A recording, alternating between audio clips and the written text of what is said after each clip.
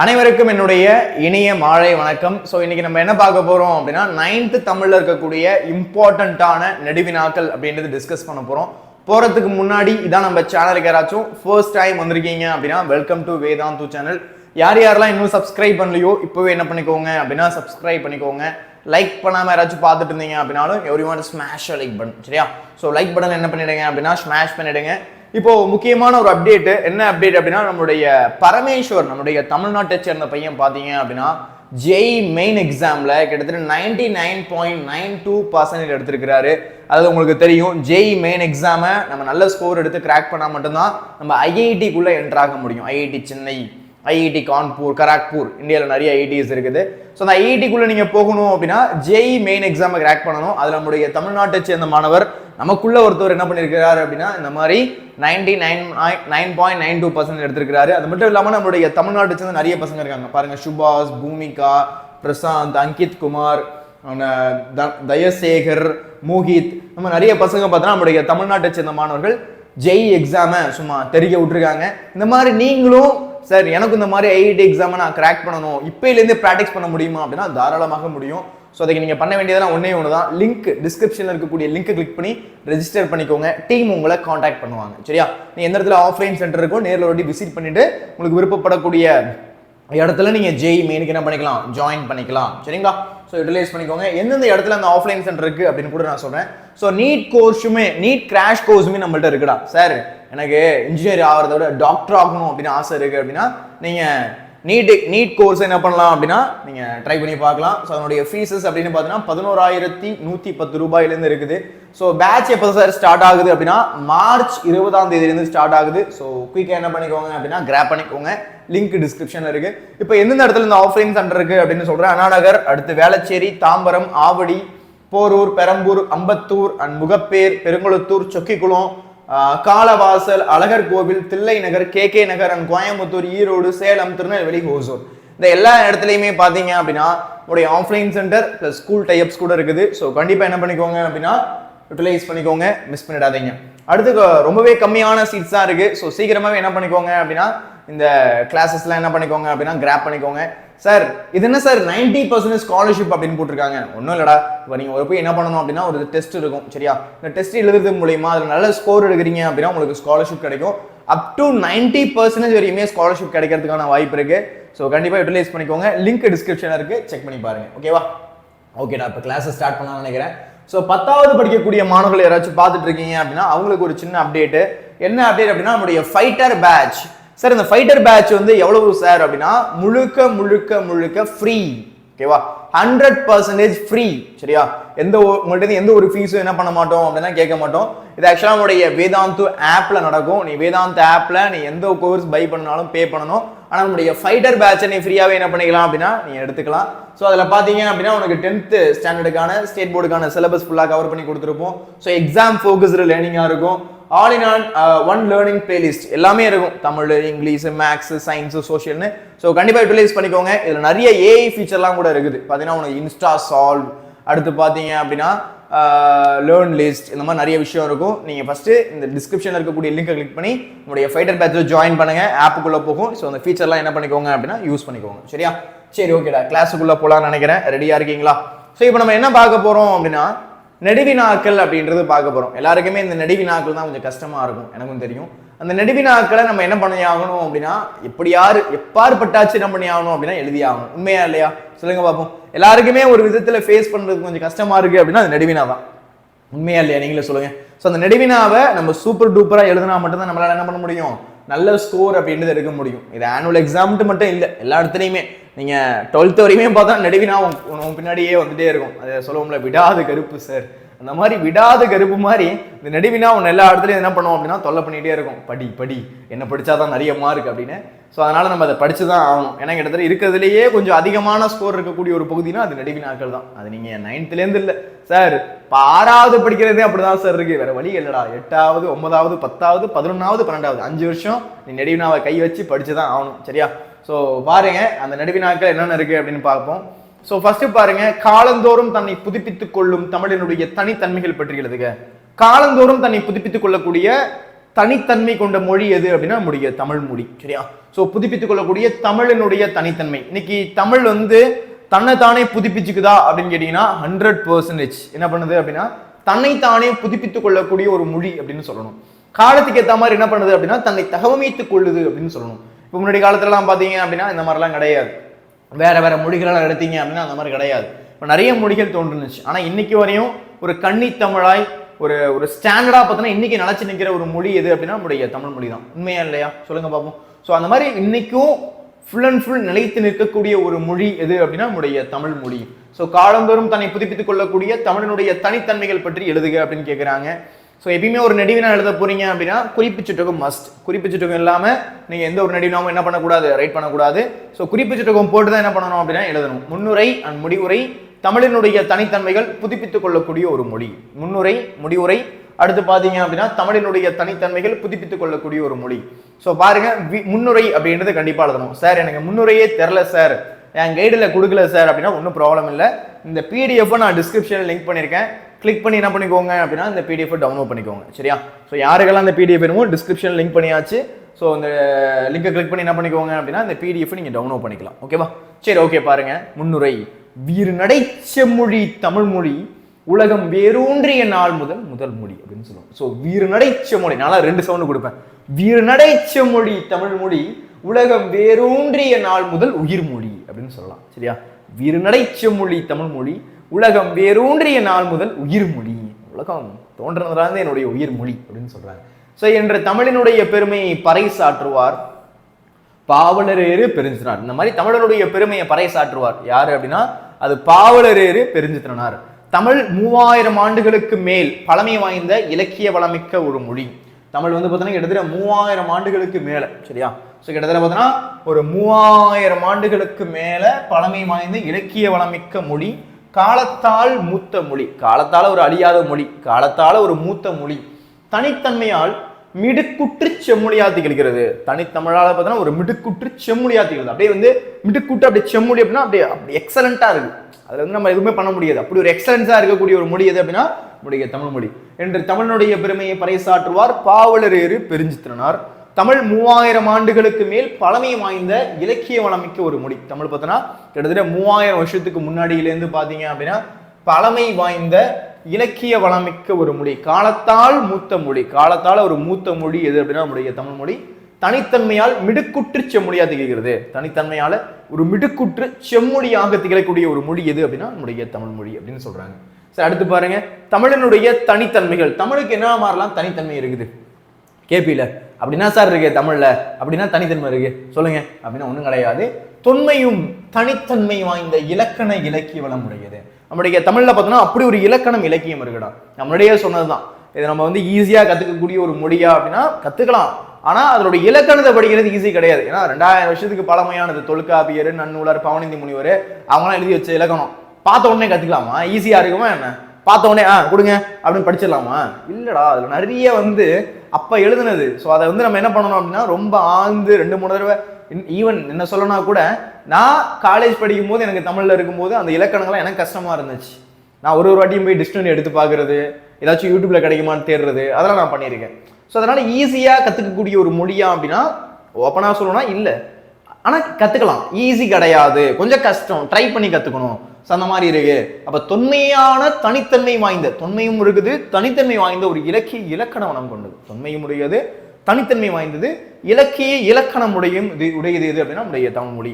So Ilangai, Malaysia, Burma, Singapore, Indonesia and விஜிலி தீவு, south Africa and Mauritius, England, Guyana, Madagascar, Trinidad, Australia, Canada போன்ற உலக நாடுகளில் பேசப்படும் பெருமையை உடையது. ஸோ இந்த மாதிரி பார்த்தீங்கன்னா தொன்மையும் ஒரு தொன்மை வாய்ந்தது, அதே மாதிரி தனித்தன்மை வாய்ந்தது. தொன்மைனா ரொம்ப பழமையாகவும் ஒரு தனித்தன்மை வாய்ந்த இலக்கண இலக்கிய வளம் உடையது. இலக்கண இலக்கிய வளம் உடைய ஒரு மொழி எது அப்படின்னா நம்முடைய தமிழ் மொழி. Ilangai, Malaysia, Singapore, Burma, Indonesia, விஜிலி தீவு, south Africa, Mauritius, England, Guyana, Madagascar, Trinidad, Australia, Canada போன்ற உலக நாடுகளில் பேசப்படக்கூடிய ஒரு பெருமையை உடையது. நம்ம நினைச்சுக்கிட்டு இருக்கோம் தமிழ்நாட்டில் மட்டும் தான் தமிழ் பேசுறோம். உலகம் ஃபுல்லா பேசுறாங்க. உலகம் ஃபுல்லா தமிழ் ஃபேமஸ்ரா. இந்த பேனர்ஜி உலகம் ஃபுல்லா ஃபேமஸ் அப்படின்னு ஒரு வடிவேல் சொல்லுவார்ல, அந்த மாதிரி தமிழ் வந்து இந்த உலகம் ஃபுல்லா ஃபேமஸ். எல்லாருமே பேசுறாங்க இன்னைக்கு தமிழ் மொழி. சரியா? ஸோ திராவிட மொழிகளுள் பிற மொழி தாக்கம் மிகவும் குறைந்ததாக காணப்படக்கூடிய ஒரு மொழி தமிழ் மொழி. அதாவது நம்மளுடைய தமிழ் மொழியில தான் பாத்தீங்கன்னா திராவிட மொழிகளுள் பிறமொழி தாக்கம், வேற எந்த மொழியும் கலப்பு இருக்கா சார் அப்படின்னா இருக்குது, ஆனா கம்மியா இருக்கக்கூடிய ஒரு மொழி எது அப்படின்னா நம்முடைய தமிழ் மொழி. ஸோ தமிழ் மொழி திராவிட மொழிகள் சிலவற்றின் தாய்மொழியாக கருதப்படுகிறது. ஸோ இதுக்குதான் வந்து பிரச்சனை நடந்துச்சு, வேண்டாம் அது நம்ம பேச வேண்டாம். ஸோ நிறைய மொழிகளினுடைய தாய்மொழி எது அப்படின்னா அது தமிழ் மொழி தான்.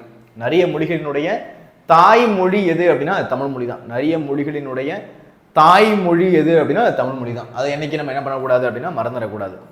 ஓகே, ஸோ பாருங்க, ஒரே பொருளை குறிக்க பல சொற்கள் அமைந்த, ஒரே பொருளை குறிக்க பல சொற்கள் அமைந்த சொல் வளமும் சொல் ஆட்சியும் நிரம்ப பெற்றது தமிழ் மொழி. ஒரு பொருளை குறிக்கிறதுக்கு பல சொற்கள் அமைந்த சொல்லலும், ஒரே பொருளை குறிக்க பல சொற்கள் அமைந்த சொல் வளமும் சொல் ஆட்சியும் நிரம்பிய ஒரு மொழி எது அப்படின்னா தமிழ் மொழி. இந்தியாவின் தொன்மையான கல்வெட்டுகளில் பெரும்பாலானவை தமிழ்லேயே அமைஞ்சிருக்குது. இந்தியாவில் இருக்கக்கூடிய தொன்மையான கல்வெட்டுகள்ல, இந்தியாவில் இருக்கக்கூடிய தொன்மையான கல்வெட்டுகள்ல பெரும்பாலானவை தமிழ்லே அமைஞ்சிருக்கு. நிறைய கல்வெட்டுகள் பார்த்தா தமிழ்ல தான் இருக்குது. தமிழின் பல வேர் சொற்களின் ஒளியன்கள், அடிப்படை ஒலிகள், ஒளி இடம்பெயர்தல் என்ற விதிப்படி பிற திராவிட மொழிகளின் வடிவம் மாறி இருக்கின்றன. அதனுடைய வடிவம் அப்படின்றது பார்த்தீங்கன்னா லைட்டா சேஞ்ச் ஆயிருக்கு. அதனுடைய வடிவம் அப்படின்றது லைட்டா சேஞ்ச் ஆயிருக்கு. ஸோ தமிழினுடைய பல வேறு சொற்களினுடைய ஒளியன்கள், தமிழினுடைய பல வேறு சொற்களினுடைய ஒளியன்கள் ஒளி இடம்பெயர்தல் என்ற விதிப்படி, ஒளி வந்து இடம்பெயர்தல் அப்படின்ற விதிப்படி பார்த்தோன்னா பிற திராவிட மொழியினுடைய வடிவம் மாறி இருக்குது. பிற திராவிட மொழியினுடைய வடிவமும் சேஞ்ச் ஆயிருக்குது அப்படின்றதே சொல்றாங்க. புரியுதுங்களா? ஒன்றும் கிடையாது. ஒரே பொருளை குறிக்க பல சொற்கள் அமைந்த சொல்லலும் சொல்லாட்சி நம்பப்பட்ட ஒரு மொழி எது அப்படின்னா நம்முடைய தமிழ் மொழி. இந்தியாவில் இருக்கக்கூடிய தொன்மையான கல்வெட்டுகள், நீங்க பழமையான கல்வெட்டுகள்லாம் எடுத்து பாக்குறீங்க அப்படின்னா அதுல தமிழ் மொழி பத்தி இருக்கக்கூடிய விஷயங்கள் அதிகமா இருக்கும், அதுல தமிழ் எழுத்துக்கள் அப்படின்றது அதிகமா இருக்கும் அப்படின்னு சொல்றாங்க. தமிழினுடைய பல வேறுடைய ஒளியன்கள் ஒளி இடம்பெயர்தல் என்ற விதிப்படி பிற திராவிட மொழியினுடைய வடிவம் மாறி இருக்குது. ஸோ அதே மாதிரி இடத்துக்கு இடத்தா மாதிரி அது சேஞ்ச் ஆயிருக்குது அப்படின்னு சொல்றாங்க. சரியா? சுட்டு பெயர்களும், சுட்டு பெயர்னா சுட்டி காட்டுறது, அ இ உ அப்படின்னு சொல்லுவோம். அங்க, இங்க, உங்க அப்படின்னு ஒரு வார்த்தை இருக்கும், அதான் இப்ப வந்து வழக்கத்துல கிடையாது. உங்க அப்படின்னு ஒரு வார்த்தையா? ஆமா இருந்துச்சு, ஆனா இப்ப வழக்கத்துல கிடையாது. இப்ப அங்க இங்க அப்படின்னு சொல்லுவோம். அங்க இங்க. ஸோ பார்த்தீங்கன்னா அண்மை செய்மை அப்படின்னு சொல்லுவோம். செய்மைனா தொலைவி, அண்மைனா கிட்ட அப்படின்னு சொல்லுவோம். அதெல்லாம் நீங்க 8th படிச்சிருப்பீங்க. ஸோ சுட்டு பெயர்களும் மூவிட பெயர்களும் பெரும்பாலும் குறிப்பிடத்தக்க மாற்றங்களை பெற்றிருக்கின்றன. சுட்டு பெயர்களும் மூவிட பெயர்களும் பெரும்பாலும் குறிப்பிடத்தகுந்த மாற்றங்களை பெற்றிருக்கின்றன. சுட்டு பெயர்களும் மூவிட பெயர்களும் குறிப்பிடத்தகுந்த மாற்றங்களை பெற்றிருக்கின்றன. மற்ற திராவிட மொழிகளை விட ஒப்பியல் ஆய்வுக்கு பெருந்துணையாக தமிழ் மொழி அமைகிறது. ஸோ பிற திராவிட மொழிகளை விட ஒப்பியல் ஆய்வுக்கு ஒரு பெருந்துணையை அமையக்கூடிய ஒரு மொழி எது அப்படின்னா நம்முடைய தமிழ் மொழி தான். ஸோ தமிழ் மொழி மூல திராவிட மொழிகளின் பண்புகள் பலவற்றில் பேணி பாதுகாத்து வருகிறது. நம்முடைய தமிழ் மொழி மூல திராவிட மொழியினுடைய பண்புகள், சரியா? தமிழ் மொழி நம்மளுடைய மூல திராவிட மொழியினுடைய பண்புகள் பலவற்றை என்ன பண்ணுதான்? பேணி பாதுகாத்து வருகிறது. எல்லாத்தையும் என்ன பண்ணுதான்?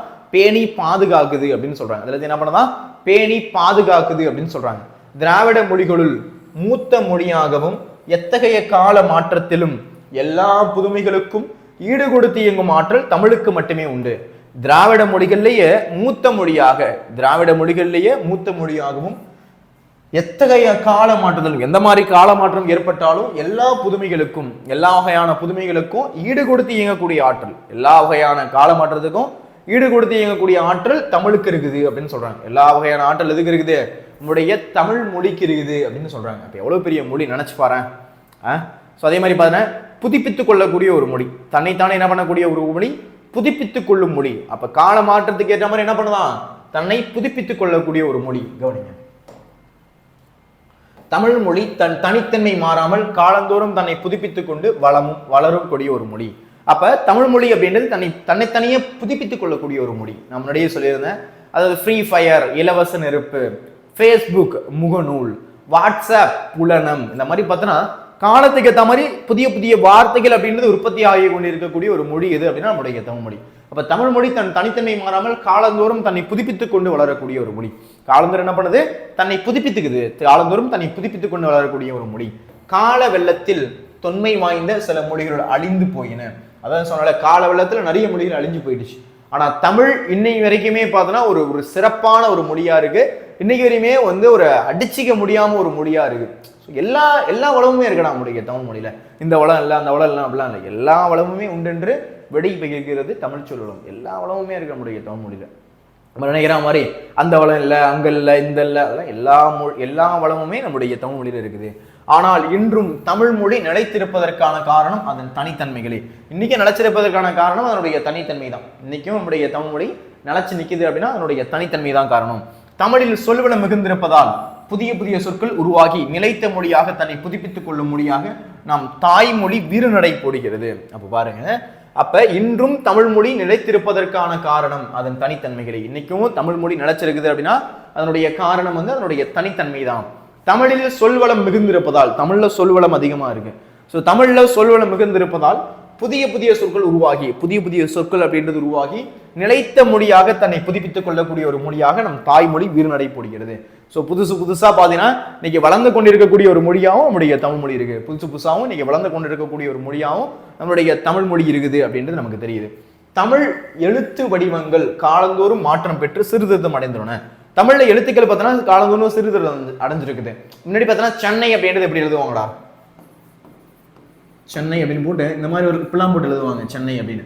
ஆனால் இன்னைக்கு பார்த்தோன்னா அந்த நை அப்படின்றத மாற்றியாச்சு, சென்னை அப்படின்னு வந்துருச்சு. ஸோ இந்த மாதிரி ஊ மாதிரி போட்டு அந்த நை போடுவாங்கடா. இந்த மாதிரி நீ பார்த்துருந்தா அப்படின்னா தெரியும், எனக்கு அந்த எழுத்து வர மாட்டது. ஸோ முன்னாடி பார்த்தோன்னா அதை யார் மாற்றிருப்பா அப்படின்னா வீரமாமுனிவர் ஃபர்ஸ்ட் சேஞ்ச் பண்ணுவார். அடுத்து பார்த்தோன்னா பெரியார்லாம் அந்த சீர்திருத்தம் கொண்டு வந்திருப்பார். முன்னாடிலாம் அந்த மாதிரி இருக்கும் சென்னை அப்படின்றது. எனக்கு காமிக்கவா அந்த எழுத்தை?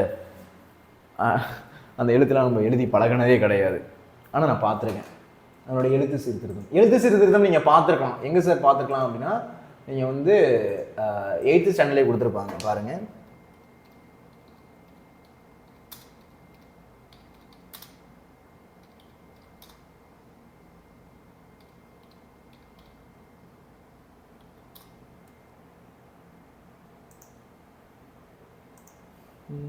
இதில் வர மாட்டேது.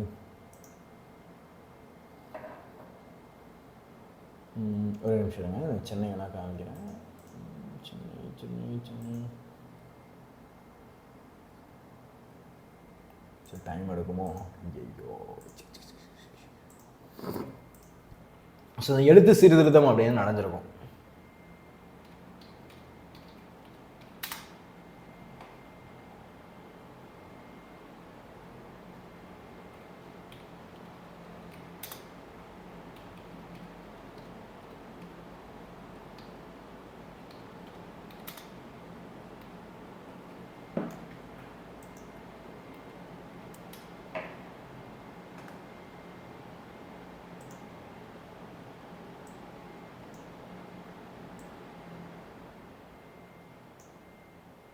இந்த இடத்துல இருக்குது, காமிக்கிற போகிறேன். ஸோ இதில் எழுத்து சீர்திருத்தம் அப்படின்னு போட்டிருக்கோம்ல. ஸோ இதில் பார்த்தீங்கன்னா தெரியும், உங்களுக்கு 8th ஸ்டாண்டர்ட் கொடுத்துருப்பாங்க.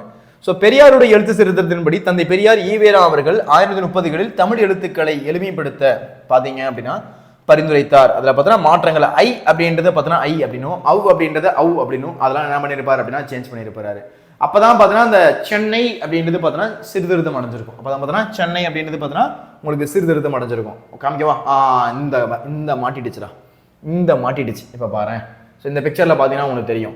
இந்த நை அப்படின்றது பார்த்தீங்கன்னா கொஞ்சம் இந்த மாதிரி போடுறாங்க. எனக்கு இது எழுத கூட வர மாட்டேதுடா, ஒரு மாதிரி ஊ மாதிரி போடுறாங்க பாருங்க, இந்த மாதிரி போடுறாங்க. அப்போ நை அப்படின்றது இப்படி போடுறோம் சரியா. ஆனால் பழைய முறையில் பார்த்தீங்க அப்படின்னா இப்படி வந்து ஒரு ஊ மாதிரி வந்து இப்படி இருக்கும் சரியா, கொஞ்சம் வித்தியாசமா இருக்குல்ல. ஸோ இந்த மாதிரி என்ன பண்ணியிருக்காங்க அப்படின்னா எழுதியிருக்கிறாங்க. அதே மாதிரி லை வந்து பார்த்தோன்னா இப்படி வந்து, ஐயோ எனக்கே வர மாட்டேதா எழுத்து, இப்படி வந்து ஒரு பாம்பு மாதிரி வந்து இப்படி வருது சரியா. ஸோ இந்த மாதிரி எழுத்துக்கள் நம்ம எழுதி பழகாததுனால ஃபர்ஸ்ட் வாட்டி நம்ம கொஞ்சம் வர்றது கஷ்டமா இருக்கும், ஆனால் பழகணும் அப்படின்னா வரும். ஸோ அதே மாதிரி நூ எழுதணும் அப்படின்னா இப்படி ஃபுல்லாக எழுத்து விட்டுறாங்க, அதுக்கு பேர் நூவா. நை வந்து பார்த்தோன்னா இந்த மாதிரி வரக்கூடியது, நை அப்படின்றது இந்த மாதிரி வரக்கூடியது, அந்த மாதிரி போட்டு இப்படி வந்து இப்படி போடுறாங்க சரியா. ஸோ இதுதான் சென்னை அப்படின்னு சொல்றாங்க. ஸோ இந்த மாதிரி பார்த்தோன்னா எழுத்து சீர்திருத்தம் அப்படின்றது பார்த்தோன்னா தமிழில் நிறையவே அடைஞ்சிருக்கு. அதான் தன்னை தானே புதுப்பித்துக் கொள்ளக்கூடிய ஒரு மொழி அப்படின்னு சொல்றாங்க. அதனால என்ன சொல்றாங்க, தன்னை புதுப்பித்துக் கொள்ளக்கூடிய ஒரு மொழி அப்படின்னு என்ன பண்றாங்க, தமிழ்ல இதை சொல்றாங்க சரியா. ஸோ தமிழ் மொழி தனித்தன்மை மாறாமல் காலந்தோறும் தன்னை புதுப்பித்துக் கொண்டு வளரக்கூடிய ஒரு மொழி. கால வெள்ளத்தில் தொன்மை வாய்ந்த சில மொழிகள் அழிந்து போயின. கால வெள்ளத்தில் நிறைய மொழிகள் அழிஞ்சு போயிடுச்சு, ஆனால் தமிழ் இன்னை வரையும் நிலைச்சு நிற்குது, ஒரு உண்மையான ஒரு மொழியா நிற்குது. ஆனால் இன்னைக்கும் தமிழ் மொழி நிலைச்சிருப்பதற்கான காரணம் அதன் தனித்தன்மைகள். இன்னைக்கு தமிழ் மொழி நிலைச்சிருக்கு அப்படின்னா அதனுடைய தனித்தன்மை தான். இன்னும் 500 வருஷம் வரைக்கும் தமிழ் இருக்குமா? இருக்கும். 1000 வருஷம் வரைக்கும் இருக்குமா? இருக்கும். 10,000 வருஷம் இருக்குமா? ஒரே ஒரு வாட்டி உலகம் அழியும் போது வேணா தமிழ் அழிகிறதுக்கு வாய்ப்பு இருக்குடா, ஆனால் மறுபடியும் முளைச்சு வரும் சரியா. ஆனால் வந்து தமிழ் என்றைக்குமே அழியாது. அப்படி ஒரு சிறப்பான ஒரு மொழி நம்முடைய தமிழ் மொழி. சரியா? ஸோ அதான் கொடுத்துருக்காங்க. தமிழ் சொல்வளம் மிகுந்திருப்பதால் புதிய புதிய சொற்கள் உருவாகி நிலைத்த மொழியாக தன்னை புதுப்பித்துக் கொள்ளும் மொழியாக நம் தாய்மொழி விருநடை போடுகிறது. தமிழ் எழுத்து வடிவங்கள் காலந்தோறும் மாற்றம் பெற்று சிறுதம் அடைந்துள்ளன. தமிழ் எழுத்து வடிவங்கள் அப்படின்றது காலந்தோறும் மாற்றம் ஏற்பட்டு, தமிழ் எழுத்து வடிவங்கள் காலந்தோறும் மாற்றம் ஏற்பட்டு சிறுதிருதம் அடைஞ்சிருக்குது. இப்ப நான் சொன்னல, ஓலைச்சுவடிகளில் இருந்த இலக்கியங்கள் அச்சு பதிப்பாக உருவாகி, ஓலைச்சுவடியில் இருந்த அந்த இலக்கியங்கள் அச்சு பதிப்பாகி உருவாகி இன்று மின்னுலக புது வடிவம் பெற்றுள்ளன. புது கவிதை, புதினங்கள், உரைநடை என இலக்கிய வடிவங்கள் தமிழில் காலந்தோறும் வளர்ச்சி அடைந்துள்ளன. இந்த மாதிரி புது கவிதை, புது இலக்கணம், புதினம், உரைநடை இதெல்லாம் காலந்தோறும் புதுச்சு போயிட்டே இருக்கு. ஃப்ரிக்ஷன் அப்படின்னு சொல்றாங்க, அதுதான் புதினம் அப்படின்னு பெயர் வச்சிருக்கிறாங்க. சரியா? ஸோ காலத்திற்கு ஏற்ப கணினி துறையிலும், கவனிங்க இது முக்கியம், காலத்திற்கு ஏற்ப கணினி துறையிலும் எழுத்துருக்கள், விசை பலகைனா அந்த கீபோர்டு, சரியா, இணையதளங்கள், மென்பொருள் ஆகியவற்றிலும் தமிழ் வளர்ச்சி அடைந்துள்ளது. இன்னைக்கு தமிழ் சாஃப்ட்வேர் இருக்குடா. தமிழ் பார்த்தோன்னா உனக்கு அந்த அழகி அப்படின்னு ஒரு சாஃப்ட்வேர் இருக்கு. அந்த அழகி சாஃப்ட்வேரை நீ தமிழில் டைப் பண்ணலாம். அப்புறம் எழுத்தாணி அப்படின்னு ஒரு சாஃப்ட்வேர் இருக்கு. அது ஃபோனில் வந்து நீ என்ன பண்ணலாம் அப்படின்னா தமிழில் டைப் பண்ணலாம். ஸோ இந்த மாதிரி இந்த சாஃப்ட்வேர்ஸ்லாம் பார்த்தீங்கன்னா உங்களுக்கு யூஸ்ஃபுல்லாக இருக்குது தமிழுக்கு. சரியா? நம்ம நிறைய தமிழுக்குன்னு இருக்கக்கூடிய நிறைய சாஃப்ட்வேர்ஸ் வந்துருச்சு அப்படின்றது நமக்கு தெரியுது. சரியா? ஒரு மொழிக்கு 33 ஒலிகள் இருந்தாலே போதும் என்பர். ஒரு லாங்குவேஜ் இருக்கு அப்படின்னா 33 ஒலி இருந்தால் போதும். ஆனால் நம்முடைய தமிழ்ல எத்தனை சவுண்ட் இருக்குது?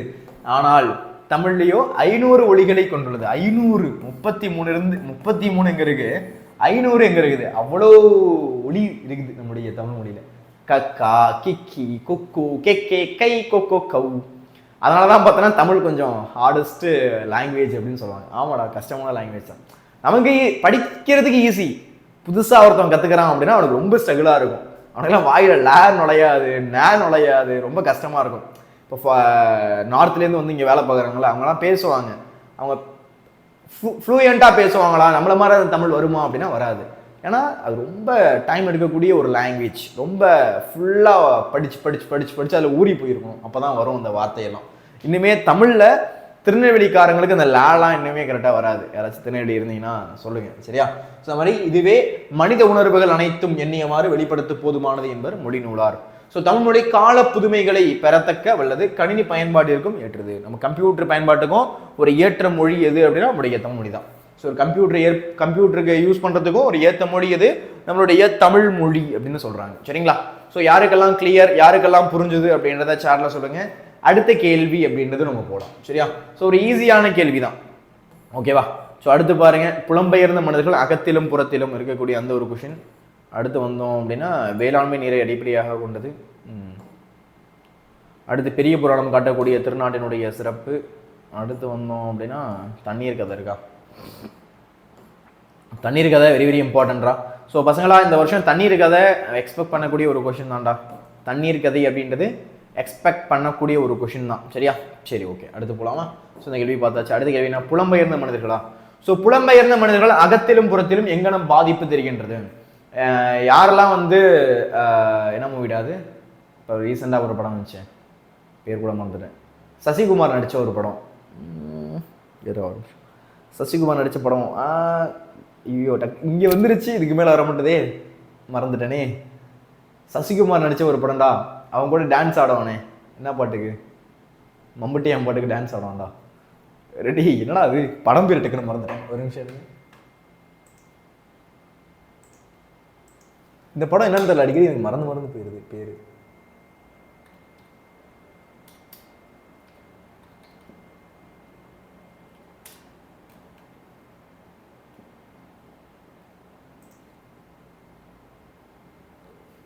கடைசி என்ன படம் வந்துச்சு? என்ன படம் நீங்கள் எல்லாருமே சேட்டில் போட்டுட்ருப்பீங்கன்னு தெரியும். ஐயோ மயிலாடுலடா, ஐயோ இந்த படத்தையாடா போய் டூரிஸ்ட் ஃபேமிலி, சை இந்த படத்தை போய் மறந்துட்டுருக்கேன்டா. டூரிஸ்ட் ஃபேமிலி கரெக்டா? Tourist family. ஸோ அந்த டூரிஸ்ட் ஃபேமிலியை படம் யாரெல்லாம் பார்த்தீங்க? டூரிஸ்ட் ஃபேமிலி நானே மனப்படம் பண்ணிக்க வேண்டியதான். சரியா? ஸோ டூரிஸ்ட் ஃபேமிலி படம் யாரெல்லாம் பார்த்தீங்க? ஸோ ரொம்ப ஒரு அருமையான படம். ஸோ அதில் பார்த்தீங்கன்னா அந்த கதையை பார்த்தீங்கன்னா இதில் ஒன்று நல்லா கனெக்ட் ஆகும். அந்த கதை, அந்த படம் பார்த்துருந்தேன் அப்படின்னா இந்த கதை உனக்கு நல்லாவே என்ன ஆகும் அப்படின்னா கனெக்ட் ஆகும். சரியா? ஸோ புலம்பெயர்ந்த மனிதர்களின் அகத்திலும் புறத்திலும் எங்கனும் பாதிப்பு தெரிகின்றது என்பதை 6ஆம் திணை வாயிலாக விவரிக்க அப்படின்னு கேட்குறாங்க. அதாவது அகதி அப்படின்னு ஒரு வார்த்தை சொல்லுவாங்க. அகதின்னு என்ன சார் அப்படின்னா, தன்னுடைய நாட்டிலிருந்து வெளியேற்றப்பட்ட அல்லது அந்த இடத்துல ஒரு ப்ரெஷர் இருந்து அவராக வெளியேறி எந்த ஒரு அடையாளமும் இருக்காது. இப்போ நம்முடைய தமிழ்நாட்டில் இருக்கும், இந்தியாவில் இருக்கும் அப்படின்னா நமக்கு அடையாளம் இருக்குது, ஆதார் கார்டு இருக்குது, ரேஷன் கார்டு இருக்குது, இன்னாருடைய பையன் இருக்குது, எல்லாமே பார்த்தோன்னா சட்டப்பூர்வமாக இருக்கும். உனக்குன்னு ஒரு பர்த் சர்டிஃபிகேட் இருக்கும், எல்லாமே இருக்கும். ஆனால் இந்த அகதிகள் அப்படின்றவங்க பார்த்தீங்கன்னா தனக்குன்னு எந்த ஒரு அடையாளமும் இருக்காது. வேற நாட்டுக்கு வரும்போது அவங்க வந்து பார்த்தோன்னா எந்த ஒரு அடையாளமும் இல்லாமல், எந்த நாட்டை சேர்ந்தவங்க அதெல்லாம் இல்லாமல், அவங்களுக்குன்னு எந்த ஒரு நாடு இருக்காது, மொழி இருக்காது, வேற மொழியாக இருக்கும். ஸோ வந்து எப்படி இருப்பாங்க அப்படின்னா அவங்களுக்கு ஒரு அடையாளமே இல்லாத மாதிரி இருப்பாங்க. அந்த மாதிரி தான் இந்த கதை அப்படின்றது மூவ் ஆகும். ரொம்ப ஒரு அழகான கதை. குறிப்பு சுட்டகம். ஸோ முன்னுரை, முடிவுரை. அகவாழ்வில் ஏற்பட்ட பாதிப்புகள். அகவாழ்வில் ஏற்பட்ட பாதிப்புகள் என்ன? புறவாழ்வில் ஏற்பட்ட பாதிப்புகள். புறவாழ்வில் ஏற்பட்ட பாதிப்புகள். இலக்கியங்களில் புலம்பெயர்தல். இலக்கியங்களில் புலம்பெயர்தலை பற்றி குறிப்பிடுறாங்க. பணியும் பணி சார்ந்த நிலமும் முடிவுரை. ஸோ முன்னுரை, முடிவுரை, அகவாழ்வில் ஏற்பட்ட பாதிப்புகள், புறவாழ்வில் ஏற்பட்ட பாதிப்புகள், அடுத்து இலக்கியங்களில் புலம்பெயர்தல். இலக்கியத்தில் புலம்பெயர்தலை பற்றி கொடுத்துருக்குறாங்க. பணியும் பணி சார்ந்த நிலமும், அடுத்து முடிவுரை. பணியும் பணி சார்ந்த நிலமும் முடிவுரை. சரியா? ஸோ முன்னுரை. புலம்பெயர்ந்த மனிதர்கள் என்பவர்கள் தங்களுடைய தாய் நாட்டிலிருந்து, கவனிங்க, புலம்பெயர்ந்த மனிதர்கள் என்பவர்கள் தங்களுடைய தாய் நாட்டிலிருந்து வெளியேறியவர்களும் வெளியேற்றப்பட்டவர்களும் ஆவர். ஸோ புலம்பெயர்ந்த தமிழர்கள் அப்படின்றவங்க பார்த்தோன்னா தன்னுடைய தாய் நாட்டிலேருந்து வெளியேற்றப்பட்டவங்க, கட்டாயமாக வெளியேற்றப்பட்டவங்க அல்லது தானே வெளியேறியவங்க, அவங்கள தான் என்ன சொல்றாங்க? அவங்கள தான் புலம்பெயர்ந்த மனிதர்கள் அப்படின்னு சொல்றாங்க. அப்போ புலம்பெயர்ந்த மனிதர்கள் என்பவர்கள் தங்களுடைய தாய் நாட்டிலிருந்து வெளியேறியவர்களும் வெளியேற்றப்பட்டவர்களும் ஆவர். ஸோ இன மோதல், போர், அரசியல் முதலான காரணங்களால் புலம்பெயர்ந்து நிகழ்கிறது. ஏன் சார் புலம்பெயரணும்? அவங்க நாட்டிலேயே சேஃபா இருக்கலாம்ல அப்படின்னா சேஃபா இல்லை. ஏன்னா போர் நடக்கலாம், அதனால அவங்க கட்டாயமா வெளியேற்றப்பட்டிருக்கலாம். இல்ல வேற வழி இல்லாம அவங்க வந்து என்ன பண்ணிருக்கலாம், அவங்களே வந்து வெளியே வந்திருக்கலாம். நிறைய காரணம் இருக்கு. ஸோ போர் நடந்திருக்கலாம், இன மோதல் நடந்திருக்கலாம், அரசியல், ஸோ அரசியல் இருக்கக்கூடிய பிரச்சனையா இருந்திருக்கலாம். இந்த மாதிரி இருக்கக்கூடிய காரணங்களால புலம்பெயர்தல் நிகழுது. இந்த மாதிரி இருக்கக்கூடிய காரணங்களால தான் இந்த புலம்பெயர்தல் அப்படின்றது நடக்குது. முத்துலிங்கம் யாரு? முத்துலிங்கம் 6ஆம் திணை கட்டுரை புலம்பெயர்ந்த மனிதர்களின் அகவாழ்விலும் புறவாழ்விலும் ஏற்படுத்திய பாதிப்புகளை தெளிவாக விளக்கியுள்ளது. ஸோ அகவாழ்விலையும் புறவாழ்விலையும் என்ன மாதிரி பாதிப்புகளை ஏற்படுத்தியிருக்கு அப்படின்றத இங்க தெளிவாக விளக்கியிருக்கிறாங்க. ஸோ புலம்பெயர்ந்த மனிதர்கள் பற்றிய முதல் புதினம் அப்படின்னு சொல்லலாம். சரியா? ஸோ பாருங்க, புலம்பெயர்ந்த மனிதர்கள் என்பவர்களுடைய தங்களுடைய தாய் நாட்டிலிருந்து வெளியேற்றியவர்களும் வெளியேற்றப்பட்டவர்களும் போர், இன மோதல், அரசியல் முதலான காரணங்களால் புலம்பெயர்தல் நிகழ்கிறது. முத்துலிங்கம். சரியா? ஸோ முத்துலிங்கத்தினுடைய 6ஆம் திணை கட்டுரை புலம்பெயர்ந்த மனிதர்களுடைய அகவாழ்விலும் புறவாழ்விலும் ஏற்படுத்திய பாதிப்புகளை தெளிவாக விளக்கி இருக்குது. ஸோ அவங்களை பற்றி இருக்கக்கூடிய அகவாழ்விலையும் புறவாழ்விலையும் ஏற்படுத்திருக்கக்கூடிய பாதிப்புகளை இது தெளிவாக விளக்கி இருக்குது அப்படின்னு சொல்றாங்க. சரிங்களா? சரி, ஓகே. இப்போ கவனிங்க, ஃபர்ஸ்ட் இதை பத்தி பார்ப்போம். ஸோ அகவாழ்வில் ஏற்பட்ட பாதிப்புகள். அகவாழ்வுல என்ன மாதிரி பாதிப்புகள் ஏற்பட்டுச்சு அப்படின்னு கேட்குறாங்க. அகவாழ்வுல என்ன மாதிரி பாதிப்புகள் ஏற்பட்டுச்சு அப்படின்னு கேட்குறாங்க. ஸோ இலங்கையில பார்த்தீங்கன்னா 1958, சரியா? இங்க இலங்கையில, ஸ்ரீலங்கால 1958ஆம் ஆண்டு ஏற்பட்ட கலவரம் அங்குள்ள மக்களின் வாழ்க்கையை புரட்டி போட்டது. எப்போ? இலங்கையில 1958. எப்போ? ஸ்ரீலங்கால, இலங்கையில 1958 ஏற்பட்ட கலவரம். அங்க ஒரு கலவரம் ஏற்படுது. அங்க இருக்கக்கூடிய மக்களினுடைய வாழ்க்கையை புரட்டி போடுது. இது வந்து ஒரு மாதிரி சோகமாக தான் இருக்கும். அந்த படத்தை பார்த்தோம் அப்படின்னா அது அப்படியே கனெக்ட் ஆகும். அந்த படத்தை யாரெல்லாம் பார்த்தீங்களோ அவங்க எல்லாருக்குமே இந்த மூவி எப்படி இருக்கும் அப்படின்னா ஒரு கனெக்ட் ஆகும். சரியா? ஸோ பாருங்க, இலங்கையில 1958 ஏற்பட்ட ஒரு கலவரம் அங்க இருக்கக்கூடிய மக்களினுடைய வாழ்க்கையை புரட்டி போடுது. அங்க இருக்கக்கூடிய மக்களினுடைய வாழ்க்கையை புரட்டி போடுது. வீடிழந்த மக்களின் அகதி முகாம்களில் தங்க வைக்கப்படுது. எங்க தங்க வைக்கப்படுறாங்க அப்படின்னா வீடு கிடையாது, அவங்களுக்குன்னு வீடு கிடையாது. ஸோ வீடு இழந்த மக்கள் அகதி முகாம்களில் தங்க வைக்கப்படுது. எங்க தங்க வச்சிருக்காங்க? அகதிகள் முகாம்களில் தங்க வச்சிருக்காங்க. எங்க தங்க வச்சிருக்காங்க? அகதிகள் முகாம்களில் தங்க வச்சிருக்கிறாங்க. வசதியாக வாழ்ந்த மக்கள் ஒருவேளை சோற்றுக்காக தட்டேந்து நிற்கும் அவலநிலை அது அகதி முகாம்களில் காண கிடைக்கும். அதாவது வசதியா வாழ்ந்தவங்க, நல்லா பார்த்தோன்னா சொத்து, நல்லா இதெல்லாம் பார்த்தோன்னா நிறைய காசு பணம் வச்சுட்டு ரொம்ப ஆடம்பரமா வாழ்ந்தவங்க ஒருவேளை சாப்பாட்டுக்காக கையேந்து நிற்கக்கூடிய ஒரு நிலையை பார்த்துருக்காங்க. எங்க அப்படின்னா அந்த அகதிகள் முகாம்கள். ரொம்ப எப்படி இருக்கும்டா நினைச்சு பாரு. ஒருத்தன் கஷ்டப்பட்டுட்டு இருக்கவனுக்கு தெரியாது அவனோட வாழ்க்கை தான் அப்படின்னு அக்செப்ட் பண்ணிப்பான். ரொம்ப ஆடம்பரமாக இருந்துட்டு ரொம்ப சந்தோஷமாக இருந்துட்டு திடீர்னு ஒரு நாள் சாப்பாட்டுக்காக ஒருவேளை சாப்பாட்டுக்காக போய் கையேந்து நிற்கக்கூடிய நிலைமையை நினச்சி பாரு. அது எப்படி இருக்கும்? அப்படியே ஒரு மாதிரி ஆக்கிடும் அவனை. ஸோ அந்த நிலைமை யாருக்குமே வரக்கூடாது. ஈவன் கஷ்டப்படுறவங்களுக்கு கூட அந்த நிலைமை வரக்கூடாது. ஆனால் என்ன அந்த நிலைமை வந்திருக்கு. சரியா? ஸோ முத்துலிங்கம் அவ்வாறே அகதிகள் முகாம்கள் தங்கி உணவுக்காக தட்டேந்து நின்றார். அவருடைய கதை ஆசிரியர் முத்துலிங்கமும் பார்த்தோன்னா அதே மாதிரி ஒருவேளை சாப்பாட்டுக்காக தட்டேந்து என்ன பண்ணிருக்கிறார் அப்படின்னா நின்றுக்கிறார், எனக்கு சாப்பாடு கொடுங்க, எனக்கு பசிக்குது அப்படின்னு சொல்லி. ஸோ அது அவருக்கு மிகுந்த மனவேதனையை தந்தது. அவருக்கு ரொம்ப மனசு கஷ்டமா இருக்கு. எப்படி இருக்கும்டா நினைச்சு பாரு. அப்பொழுது அவருடைய மனம், இந்த நாளை நன்றாக ஞாபகம் வைத்துக்கொள், இதுவே உன் வாழ்வில் ஆக கீழேயான தருணம், இதுதான் உன் வாழ்க்கையில ரொம்ப கீழான ஒரு தருணம், இனிமேல் இப்படி ஒரு கணம் உன் வாழ்க்கையில் வராமல் பார்த்துக்கொள். பா, இது அவர் எழுதுறாரு அப்படின்னா அவருடைய மனசுல எந்த அளவு இம்பாக்ட் இருக்கும்னு நினைச்சு பாரு. இந்த வார்த்தையை அவர் எழுதுறாருன்னா அவருடைய மனசுல எந்த மாதிரி இம்பாக்ட் ஆயிருக்கும்னு நினைச்சு பாரு. அந்த வார்த்தை அந்த வரிகளை நான் திரும்ப படிக்கிறேன் பாருங்க. அவருடைய மனம், இந்த நாளை நன்றாக ஞாபகம் வைத்துக்கொள், இன்னைக்கு நாளை நீ என்ன பண்ணிக்கோ, நல்லா ஞாபகம் வச்சுக்கோ, இதுவே உன்னுடைய வாழ்க்கையில ரொம்ப கீழே ஆன தருணம், இதுவே உன்னுடைய வாழ்க்கையில ரொம்ப கீழே ஆன தருணம், இனிமேல் இப்படி ஒரு கணம் உன்னுடைய வாழ்க்கையில் வராமல் பார்த்துக்கொள், இதுக்கப்புறம் இந்த மாதிரி உன் வாழ்க்கையில ஒரு கணம் வராத மாதிரி நீ பார்த்துக்க அப்படின்னு சொல்லுது. ஸோ இவ்வார்த்தைகளின் மூலமாக புலம்பெயர்ந்த மனிதர்களின் அகத்திலும் ஏற்பட்ட பாதிப்புகளை நாம் உணரலாம். இந்த வார்த்தைகளின் மூலமாக புலம்பெயர்ந்த மனிதர்களுடைய அகத்தில் ஏற்பட்ட பாதிப்பு எந்த அளவு மனசு கஷ்டமா இருந்திருக்கும் என்னால் நினைச்சே பார்க்க முடியல. அந்த மாதிரி தட்டேந்து நிற்கும் போது பார்த்தீங்கன்னா உன்னுடைய மைண்டில் நல்லா ஏற்றிக்கோ, இது மாதிரி இன்னொரு நாள் நீ இந்த மாதிரி நின்றக்கூடாது அப்படின்றத உன் மனசில் நல்லா வச்சுக்கோ அப்படின்னு அவருடைய மனசு அவரை சொல்லுவான். பா, நினைச்சே பார்க்க முடியல இந்த வார்த்தையை. ஸோ புற வாழ்வில் ஏற்பட்ட பாதிப்புகள், அவருடைய புற வாழ்க்கையில என்ன மாதிரி பாதிப்புகள் ஏற்பட்டிருக்கு பாருங்க. தாய் நாட்டை விட்டு வெளியேற்றப்பட்ட இளைஞன் பல்வேறு நாடுகளில் தஞ்சமடைந்து காவலரிடம் சிக்கி உடலெங்கும் காயங்களை சுமக்கின்றான். சிங்கப்பூரில் குப்பரை கிடக்க வைத்து 9 பிரமிடுகள் விழுந்தன. அந்த மாதிரிலாம் பண்ணுவாங்கடா. இந்த மாதிரி இந்த விசா இல்லை, இந்த மாதிரி வந்து அகதியா வந்திருக்கேன் அப்படின்னா என்ன பண்ணுவாங்க அப்படின்னா, போலீஸ் ஆஃபீஸர் இந்த மாதிரி வந்து அந்த கம்பியை பிடிச்சிட்டு பின்னாடி என்ன பண்ணுவாங்க அப்படின்னா பெரும்பாலும் அடிப்பாங்க. 9 அடி 10 அடி அப்படின்னு வழி தாங்க முடியாது. ஸோ அந்த மாதிரி தாய் நாட்டை விட்டு வெளியேற்றப்பட்ட இளைஞன் பல்வேறு நாடுகளில் தஞ்சமடைந்து ஒரு நாட்டிலையும் போய் தஞ்சம் அடைகிறான். நீங்கள் பார்த்துக்கோங்க, எனக்கு சாப்பாடு வேணும், 3 வேளை சாப்பாடாச்சும் வேணும் அப்படின்னு தஞ்சம் அடைகிறான். தஞ்சமடைந்த காவலரிடம் சிக்கி, காவலர்கள்ட்ட சிக்கி உடலெங்கும் காயங்கள், உடல் ஃபுல்லா காயங்கள், உடம்பு ஃபுல்லா காயங்களை ஏற்படுத்திக்கிட்டு சுமந்திருக்கின்றான். சிங்கப்பூர்ல குப்பரை கடக்க வச்சு 9 பெரும்படிகள் விழுவுது. சிங்கப்பூர்ல குப்பரை படுக்க வச்சு என்ன பண்றாங்க, 9 பெரும்படி அப்படின்றது என்ன பண்றாங்க அப்படின்னா கொடுக்குறாங்க. கழுத்தில் மரப்பூட்டு, அப்பா நினைச்சு பார்க்கும்போது கஷ்டமா இருக்குல்ல. அப்ப நம்ம லைஃப்ல இப்போ நமக்கு ரொம்ப கஷ்டம்னு நினைக்கிறோம்ல.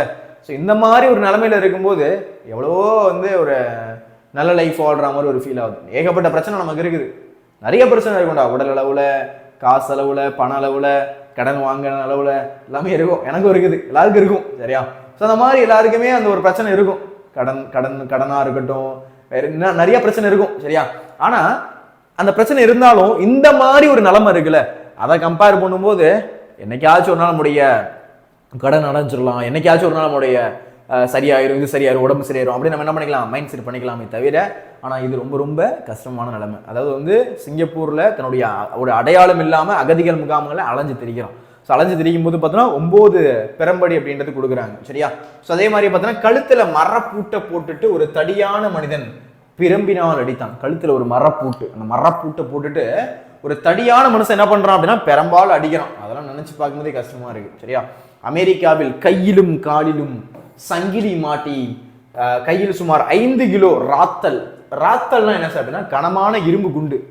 கையிலையும் காலையும் என்ன பண்ணுவாங்க அப்படின்னா அந்த சங்கிலி போட்டுருவாங்க. கையில வந்து பார்த்தோம்னா நம்ம ஓடிடக்கூடாது அப்படின்னு அந்த 5 கிலோ வெயிட் இருக்கக்கூடிய ஒரு குண்டு ராத்தல் அது என்ன பண்ணுவாங்க அப்படின்னா கொடுத்துருவாங்க. அது நம்ம கூட தான் இருக்கும். நம்ம இங்கெல்லாம் போயிட்டுலாம் வர முடியாது. தூக்க முடியுமா 5 கிலோவை? தூக்கிக்கிட்டே போக முடியுமா? இங்கேயும் கஷ்டம். ஸோ அது மாதிரி இரும்பு குண்டை காவ கொடுத்து நடத்தி சிறைக்கு கூட்டு சென்றார்கள். சில வருடங்கள் சிறை வாழ்விற்கு பிறகு தன் வாழ்வை வளமாக்கி கொண்டாலும் அந்த இளைஞனின் புற வாழ்வில் ஏற்பட்ட பாதிப்புகள் நிரந்தரமாக அவனிடம் இருந்தது. அவனுடைய லைஃப்பை நினச்சி பாருடா கொஞ்சம், எந்த மாதிரி அவனுடைய ஃபீல் இருந்திருக்குன்ட்டு. அவன் மாதிரி டிப்ரெஷனாக ஃபீல் பண்ணியிருப்பான்ல. அவன் வந்து வாழ்க்கையே வந்து இருக்கிறதுல ரொம்ப ஒரு ஸ்ட்ராங்கான மனிதனாக இருப்பான்னு நினைக்கிறேன் நான். உண்மையா இல்லையா? இவ்வளவுத்தையும் கடந்து வந்தான் அப்படின்னா எதையும் தாங்கும் இதயம் அப்படின்னு நம்ம அறிஞர் அண்ணா சொல்லுவார்ல, அந்த மாதிரி அவனுக்கு எல்லாத்தையுமே தாங்கக்கூடிய ஒரு சக்தி இருந்திருக்கும். ஆனால் வாழ்க்கையுமே அவன் வெறுத்து போயிருப்பான். என்ன வாழ்க்கடாது, நிம்மதியாகவே இல்லையே, அப்படியே கஷ்டமா இருக்கேடா, நமக்குன்னு ஒரு அடையாளம் இல்லை, திரிகிறோம், அங்கே போகிறோம் இங்கே வரோம், என்ன நடக்குதுன்னே புரியலையே, என்ன நடக்க போதுன்னு எனக்கு தெரியலையே, அந்த மாதிரி ஒரு விஷயம் அப்படின்றது நடந்திருக்கு. நினச்சி பார்க்கும்போது ஒரு மாதிரி எனக்கே அந்த ஃபீல் என்னால் உணர முடியுது. ஸோ நம்மள அந்த மாதிரி கை காலில் அந்த கம்பியை போட்டு அந்த ஒரு செயின் போட்டு ஒரு 5 கிலோ குண்டு எடுத்து நம்மகிட்ட கொடுத்துட்றாங்க. காலில் கட்டி கையில் கட்டி அதே இடத்துல தான் உட்காந்துருக்கணும். யாரும் பேச ஆள் இருக்க மாட்டாங்க. ஜெயிலில் போட்டு வச்சுருப்பாங்க. நினச்சி போகிறேன். அதே மாதிரி பார்த்தீங்க அப்படின்னா வேற என்னது, அந்த கழுத்து கட்டை போட்டுட்டு பெரும்பால் அடிக்கிறாங்க. ஸோ இந்த மாதிரி ஒரு அடையாளம் இழந்த ஒரு அகதியாக பார்த்தீங்கன்னா சுற்றிக்கிட்டு இருக்காங்க நிறைய மனிதர்கள். ஸோ அவங்களெல்லாம் கம்பேர் பண்ணும்போது நம்ம வாழக்கூடிய வாழ்க்கை இது ஒரு நல்ல வாழ்க்கை அப்படின்ற மாதிரி ஃபீல் ஆகும். சரியா? இன்று உலகில் நடைபெறும் போர்கள், இன்னைக்கு நடக்கக்கூடிய போர், இன்னைக்கு உனக்கு தெரியும் போர் நடந்துகிட்டு இருக்கு, அமெரிக்கா ஈரான் அப்படின்னு.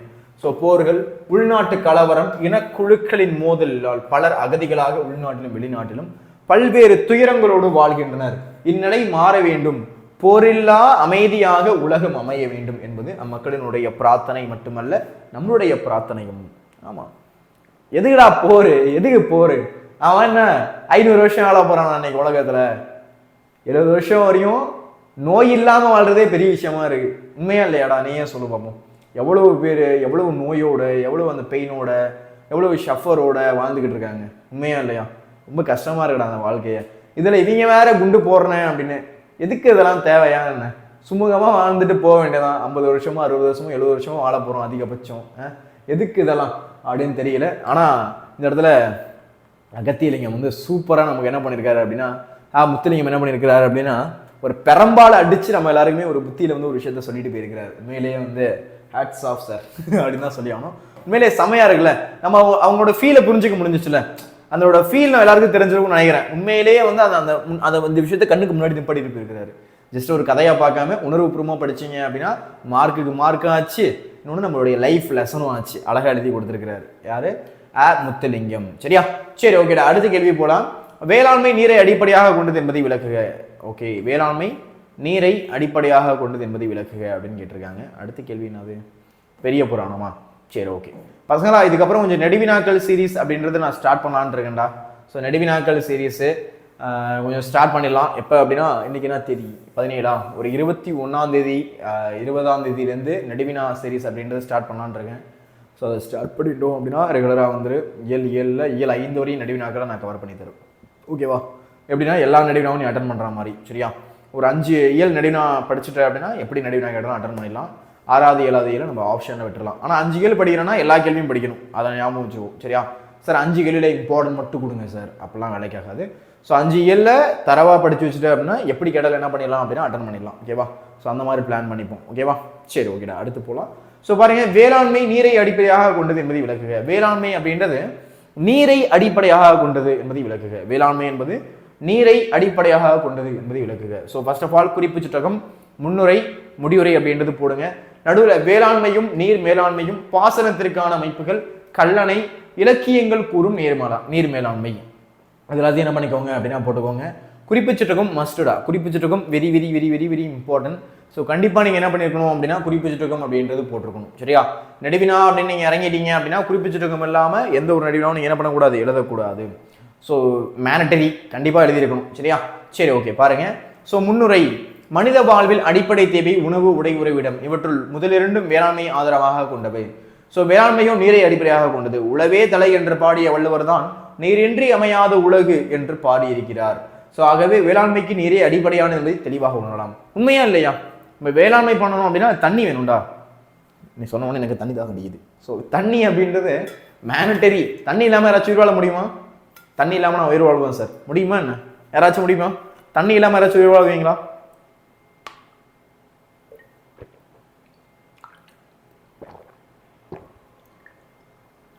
ஒரு நாள் உயிர் வாழலாம்.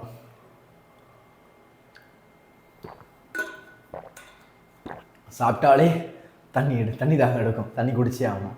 அப்போ ஒரு நாள் என்ன பண்ணலாம், மேக்ஸ் டு மேக்ஸ் தண்ணி இல்லாமல் வாழலாம். சரியா? 2 நாள் தெரியல, 2 நாள் போகும்னு நினைக்கிறேன். அதுக்கப்புறம்னா இருக்க முடியாது. சரியா? ஸோ அந்த மாதிரி தண்ணி இல்லாமல் நம்மளால் உயிர் வாழ முடியாது.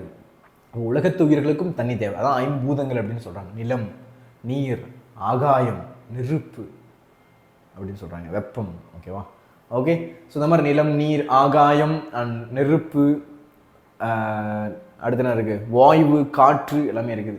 ஸோ மனித வாழ்வினுடைய அடிப்படை தேவை என்ன அப்படின்னா உணவு. கண்டிப்பாக தேவையில்ல, சாப்பாடு இல்லாமல் வாழ முடியுமா? உணவு தேவை, உடை தேவை, இருக்கிறதுக்கு இடம் தேவை. இதில் முதல் 2ம் வேளாண்மையை ஆதாரமாக கொண்டது. ஸோ அதில் நீர் அண்ட் உணவு. சரியா? Very very very very very very important. சரியா?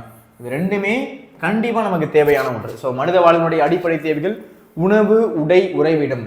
இவற்றுள் முதல் 2ம் வேளாண்மையை ஆதரவாக கொண்டவை. இதில் ஃபர்ஸ்ட் இருக்கக்கூடிய 2 வேளாண்மையை ஆதரவாக கொண்டவை. வேளாண்மையும் நீரை அடிப்படையாக கொண்டது. வேளாண்மை பார்த்தோன்னா நீரை அடிப்படையாக கொண்டது. உழவே தலை என்று பாடிய வள்ளுவர் தான் நீரின்றி அமையாத உலகு என்றும் பாடியிருக்கிறார். ஸோ உழவே தலை என்று பாடிய வள்ளுவர் தான் நீரின்றி அமையாத உலகு என்றும் பாடியிருக்கிறார். ஆகவே வேளாண்மைக்கு நீரே அடிப்படையானது என்பதை தெளிவாக உணரலாம். அதனால வேளாண்மைக்கு நீர் தான் அடிப்படையானது. வேளாண்மைக்கு எது அடிப்படையானது? தண்ணி. நீர் இருந்தால் ஒரு முக்கியமான அடிப்படையானது அப்படின்னு சொல்றாங்க. சரியா? ஸோ முன்னுரை எல்லாருக்கும் கிளியரா புரிஞ்சுதான் அப்படின்னு பாருங்க. முன்னுரை எவ்வளவுதான்டா. ஸோ அடுத்து பாருங்க, வேளாண்மையும் நீர் மேலாண்மையும் அப்படின்னு கொடுத்துருக்காங்க. வேளாண்மையும் நீர் மேலாண்மையும் அப்படின்னு கொடுக்குறாங்க. இப்போதெல்லாம் பாசனத்திற்கான நீரை பங்கிட்டுக் கொள்வதில் இரு மாநிலங்களுக்கிடையே இரு நாடுகளுக்கிடையே பெரும் சிக்கல்களை ஏற்படுத்தி வருகிறது. இன்னைக்கு பாசனத்திற்கான நீரை பங்கிட்டுக் கொள்வதில், இப்போ பாசனத்துக்கான நீரை பங்கிட்டுக் கொள்வதில் ரெண்டு நாடுகளுக்கு இடையே, ரெண்டு மாநிலங்களுக்கு இடையே உங்களுக்கு தெரியும். ஸோ தமிழ்நாட்டுக்கும் கர்நாடகாவுக்கும் பார்த்தீங்கன்னா உனக்கு நிறைய இஷ்யூ போயிட்டு இருக்கு. ஸோ அதே மாதிரி இந்தியாவுக்கு இடையிலையும் பார்த்தீங்கன்னா நிறைய பிரச்சனைலாம் போயிட்டு இருக்கு, உங்களுக்கே தெரியும். ஸோ இப்போல்லாம் பார்த்தோன்னா பாசனத்திற்கான நீரை பங்கிட்டுக் கொள்வதில் இரு மாநிலங்களுக்கு இடையே இரு நாடுகளுக்கு இடையே பெரும் சிக்கல்களை ஏற்படுத்தி வருகிறது. ஆனால் நம் முன்னோர்கள் நீர் மேலாண்மையை மிகச் சிறப்பாக கையாண்டனர். ஆனால் நம்முடைய முன்னோர்கள் பார்த்தோன்னா நீர் மேலாண்மையை ரொம்ப ஆக சிறப்பாக என்ன பண்ணாங்க அப்படின்னா கையாண்டாங்க. யாரு? நம்முடைய முன்னோர்கள். ஆனால் நம் முன்னோர்கள் நீர் மேலாண்மையை மிகச் சிறப்பாக கையாண்டார்கள். மழை நீர், ஆற்று நீர், ஊற்று நீர் ஆகியவற்றை சிறிய பெரிய நீர்நிலைகளில் சேகரிக்க வேண்டும், அதனை வேளாண்மைக்கு பயன்படுத்த வேண்டும் என்பதை நம் முன்னோர்கள் திட்டமிட்டு செய்தனர். அப்ப பார்த்தீங்கன்னா மழை நீர், ஆற்று நீர், ஊற்று நீர். அப்ப மழை நீர், ஆற்று நீர், ஊற்று நீர் ஆகியவற்றை சிறிய பெரிய நீர்நிலைகளில் சேகரிக்க வேண்டும். அதெல்லாம் என்ன சொல்றாங்க?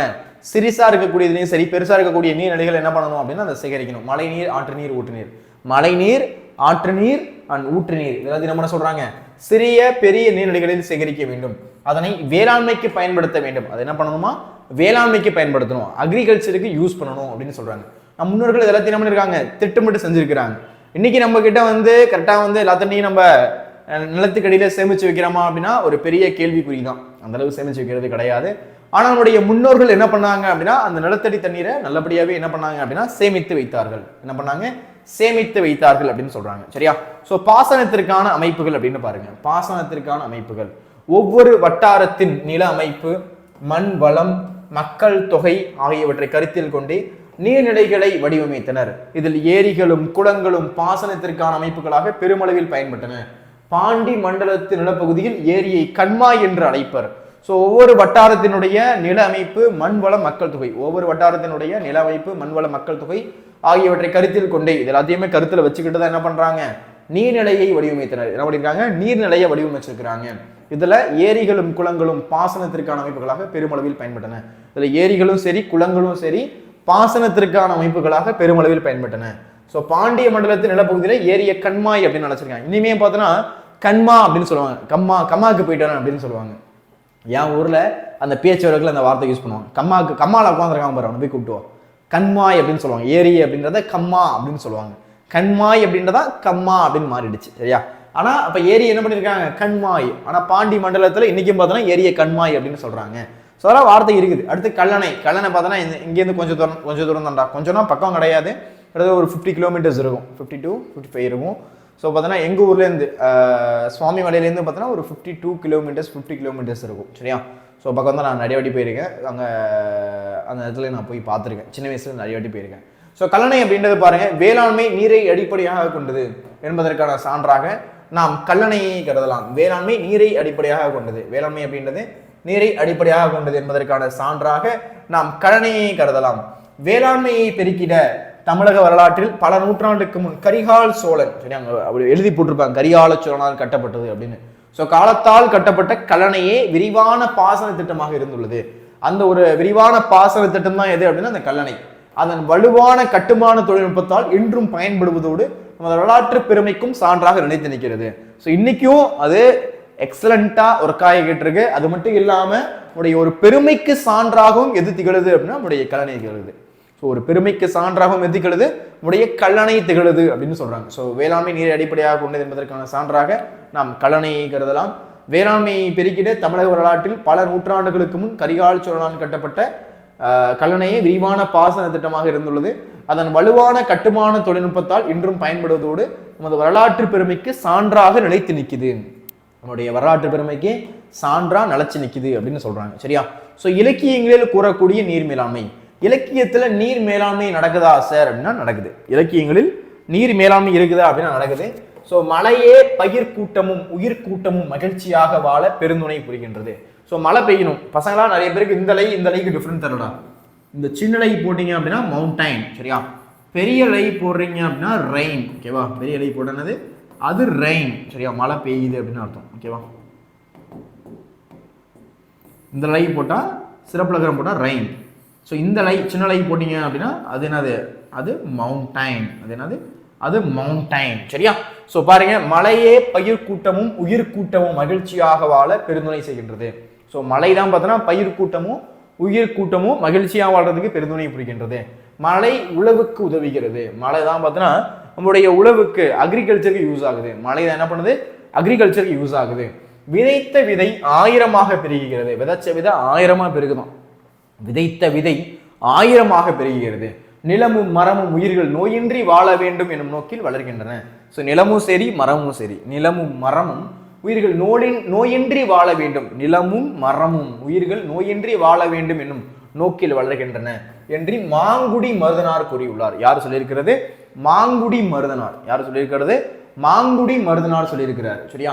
மழையே பயிர் கூட்டமும் உயிர் கூட்டமும் மகிழ்ச்சியாக வாழ பெருந்துணை புரிகின்றது. மழை தான் பயிர் கூட்டமும் உயிர் கூட்டமும் மகிழ்ச்சியாக வாழ பெருந்துணை புரியுது. மழை உழவுக்கு உதவுகிறது. மழை அப்படின்றது பார்த்தோன்னா உழவுக்கு உதவுது. ஸோ அக்ரிகல்ச்சருக்கு ரொம்ப ரொம்ப யூஸ்ஃபுல்லா இருக்கு. விதைத்த விதை 1000மாக பெருகுகிறது. விதைச்ச விதை 1000மா பெருகுது. ஸோ நிலமும் மரமும் உயிர்கள் நோயின்றி வாழ வேண்டும். நிலமும் சரி மரமும் சரி நோயின்றி வாழ வேண்டும் என்னும் நோக்கில் வளர்கின்றன. ஸோ மழை இருந்தாதான் எல்லாமே சாத்தியம். தண்ணி இருந்தாதான் எல்லாமே சாத்தியம். தண்ணி இல்லாம சாத்தியம் இருக்கா? சொல்லுங்க பாப்போம். தண்ணி இல்லாம நம்மளால உயிர் வாழ முடியுமா? தண்ணி இல்லாம நம்மளால உயிர் வாழ முடியுமா? சொல்லுங்க பாப்போம். சாத்தியமா என்ன? வாய்ப்பே கிடையாது. தண்ணி இல்லாமலாம் நம்மளால உயிர் வாழ முடியாது. அதனால என்ன சொல்றாரு? நிலமும் மரமும் உயிர்கள் நோயின்றி வாழ வேண்டும் அப்படின்னா அதை பத்தி தண்ணி தேவை, மழை தேவை. மழை இருந்தாதான் வாழ முடியும் அப்படின்னு என்ன பண்றாரு? மாங்குடி மருதனார் சொல்றாரு. அதுலயும் பாருங்க, மணிநீரும் மண்ணும் மழையும் அணிநிலர் காடும் உடையது ஒரு அரண். ஸோ ஒரு நாடு இருக்குது அப்படின்னா இதெல்லாம் தாண்டா அரண் அப்படின்னு சொல்றாங்க. மணி நீர் இருக்கணும், பெரிய பெரிய மழை இருக்கும். மணி நீரும் மண்ணும் மழையும், மண் இருக்கணும், நலமான வளமான மண் இருக்கணும், மண்ணும் மழையும் அணிநிலர் காடு. சரியா? காடு இருக்கணும். இந்த மாதிரி எல்லாம் சேர்ந்தது தான் பார்த்தோன்னா ஒரு வளமான நாடு. இதெல்லாம் இல்லை அப்படின்னா நாடே கிடையாது. இன்னைக்கு சில நாட்டில் பார்த்தோன்னா தண்ணி கிடைக்கலன்றாங்க, இன்னும் சில நாட்டில் ஒழுங்கான விவசாயம் இல்லைன்றாங்க. அதெல்லாம் சிறப்பான நாடு கிடையாது. இது எல்லாமே இருக்கணும். மணி நீர் இருக்கணும், மண் இருக்கணும், மழை இருக்கணும், அணி நிலர் இருக்கணும், காடு இருக்கணும். இது எல்லாம் சேர்ந்து தான் ஒரு அரண், ஒரு பாதுகாப்பு ஒரு நாட்டுக்கு. எல்லாமே தேவை அப்படின்றத சொல்றாங்க. என்னும் குறட்பாவில் நாட்டின் அறங்களாக நீர் நிலம் மலை காட்டை குறிப்பிடுகின்றனர். இதில் நீருக்கே முதலிடம் தருகின்றனர். தண்ணிக்கு தான் முதலிடம். தண்ணி தான் ஃபர்ஸ்ட். சாப்பாடு இல்லாம கூட என்ன பண்றாங்க, 2-3 நாள் கூட நம்ம உயிர் வாழ முடியும். ஆனா தண்ணி இல்லாம வாய்ப்பே கிடையாது. தண்ணி வெரி வெரி வெரி இம்பார்ட்டன்ட். சரியா? உடல் உறுப்புகள் இயங்கணும் அப்படின்னா இவ்வளவு ஏன்டா உடைய உடம்புல கிட்டத்தட்ட 80% வாட்டர் தான்டா. என்ன சார் சொல்றீங்க? 80% வாட்டர். ரத்தம் இந்த ஃபார்ம்ல இருக்கு, லிக்விட் ஃபார்ம். சரியா? வாட்டர் மாதிரி எடுத்துக்கலாமா? ஸோ நம்முடைய உடம்புல 80% பார்த்தோன்னா ஃபுல் அண்ட் ஃபுல் லிக்விட் தான் இருக்கு. என்ன இருக்குது? நம்முடைய மூளைக்கு மட்டும் பார்த்தோன்னா ஒரு நிமிஷத்துக்கு 800 மில்லி பிளட் தேவை. அது ஃபில்டர் பண்ணி போயிட்டு வந்துட்டு இருக்கும். ஸோ நம்ம உடம்பு ஃபுல்லாக பார்த்தோன்னா ஃபுல்லாக பிளட் தான் இருக்குது. எங்கே கிழிச்சாலும் ரத்தம் வரும். செக் கிழிச்சோம்னா ரத்தம் தான் வரும். சரியா? அப்போ 80% வாட்டர் அப்படின்னு நம்முடைய உடம்புல இருக்குது அப்படின்றத சொல்கிறாங்க. சரியா? ஸோ மணி நீரும் மண்ணும் முளையும் அணிநிலர் காடும் உடையதரன். குறட்பாவில் நாட்டு நாங்களாக நீர் நிலம் மலை காட்டை குறிப்பிட்டனர். இதில் நீருக்கே முதலிடம் தருகின்றனர். திருவள்ளுவர் உணவெனப்படுவது நிலத்தோடு நீரே என்ற சங்க பாடல் நீரின் இன்றியமையாமையை எடுத்துரைக்கிறது. இது எல்லாமே நீரினுடைய இன்றியமையாமையை எடுத்துரைக்குது அப்படின்னு சொல்றாங்க. சரியா? ஸோ முடிவுரை பாருங்க, ஒரு நாட்டின் அறங்களாக நீர் நிலம் மலை காட்டை குறிப்பிடுகின்றனர். ஸோ ஒரு நாட்டினுடைய அறங்களாக நீர் நிலம் மலை காட்டை குறிப்பிடுகின்றனர். ஒரு நாட்டினுடைய அறங்களாக நீர் இருக்கு, நிலம் இருக்குது, மலை இருக்குது, காடு இருக்குது. ஸோ எல்லாத்தையுமே குறிப்பிடுறாரு வள்ளுவர். இதில் நீருக்கு முதலிடம் தருகின்றனர் திருவள்ளுவர். ஸோ தண்ணி தாண்டா முதலிடம். தண்ணி இல்லாமல் உயிர் வாழ முடியுமா? ஸோ முதலிடம் எதுக்கு கொடுக்குறாங்க? தண்ணி கொடுக்குறாரு திருவள்ளுவர். உணவெனப்படுவது அப்ப மணி நீரும், அதுல ஃபர்ஸ்ட் எதுக்கு இம்பார்ட்டன்ஸ் கொடுக்குறாரு திருவள்ளுவர்? தண்ணிக்கு தான் இம்பார்ட்டன்ஸ் கொடுக்குறாரு. ஸோ உணவெனப்படுவது நிலத்தோடு நீரே என்ற புறநானூற்று பாடல் நீரும் வேளாண்மையும் இணைந்ததை இருக்கும் என்பதை புலப்படுத்துகிறது. நிலத்தோடு நீரே, அப்ப உணவெனப்படுவது நிலத்தோடு நீரே என்ற புறநானூற்று பாடல் நீரும் வேளாண்மையும் இணைந்தே இருக்கும் என்பதை புலப்படுத்துகிறது. நீ வேளாண்மை பண்ணணும் அப்படின்னா ஃபர்ஸ்ட் தேவையானது தண்ணி தான், தெரியுதுங்களா? சோ இவ்வாறு தமிழர்கள் தண்ணீரின் தேவையை நன்றாக புரிந்து கொண்டு நீர் மேலாண்மை அறிவியல் நோக்கில் கட்டமைத்தனர். அவற்றை இன்றைய கால சூழலுக்கு ஏற்ப வளப்படுத்துவதும் நம் ஒவ்வொருவரின் கடமையாகும். ஸோ அதை இன்னைக்கும் பார்த்தோன்னா கால சூழலுக்கு ஏற்ற மாதிரி என்ன பண்றாங்களாம், வளப்படுத்துவதும் நம்மளுடைய ஒவ்வொருத்தங்களுடைய கடமை. எல்லாத்தையும் நமக்கு ஏற்ற மாதிரி மாத்திக்கிறது ஒவ்வொருத்தங்களுடைய ஒரு கடமை அப்படின்னு சொல்றாங்க. அப்ப தண்ணீரை பாதுகாக்கணும், வளமா பயன்படுத்தணும், நல்ல விஷயத்துக்கு யூஸ் பண்ணணும் அப்படின்றதோட இந்த இடத்துல நம்ம இந்த கொஸ்டின்ஸை முடிக்கலாம். சரியா? ஸோ சூப்பரா இந்த கொஸ்டின்ஸ் எல்லாத்தையும் நீங்க வந்து என்ன பண்ணிருக்கீங்க அப்படின்னா நீங்க கிளாஸ்ல அட்டன் பண்ணிருக்கீங்க. ஸோ இயல் 2லேருந்து நான் என்ன பண்றேன் அப்படின்னா அந்த நெடுவினா சீரீஸ் அப்படின்னு நான் போடுறேன். அதில் நம்ம என்ன பண்ணலாம் அப்படின்னா இந்த பேலன்ஸ் இருக்கக்கூடிய கொஸ்டின்ஸ்லாம் டிஸ்கஸ் பண்ணுவோம். இந்த வீடியோ உங்களுக்கு பிடிச்சிருக்கு அப்படின்னா ஒரு லைக் போடுங்க, உங்கள் ஃப்ரெண்ட்ஸுக்கும் இந்த வீடியோவை கண்டிப்பாக ஷேர் பண்ணுங்க. இது போன்ற யூஸ்ஃபுல்லான வீடியோஸ்க்கு நம்ம சேனலை ஃபாலோ பண்ணி சப்ஸ்கிரைப் பண்ணுங்க. நன்றி, வணக்கம். இதே மாதிரி அடுத்த ஒரு வகுப்பில் சந்திக்கலாம். Bye bye bye bye by.